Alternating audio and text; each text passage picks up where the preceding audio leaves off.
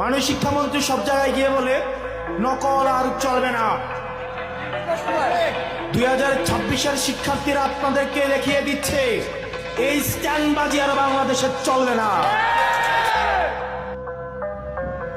হাঁটু সমান পানিতে, বুক সমান পানিতে 2026 সালের এইচএসসি পরীক্ষার্থীদের আপনি ডুবিয়ে ডুবিয়ে আপনি পরীক্ষা দিতে বাধ্য করেছেন। আপনারা একবার দুঃখ প্রকাশের প্রয়োজন বোধ করলেন না, বরং এই শিক্ষার্থীদেরকে আপনারা বলছেন মাদকাসক্ত।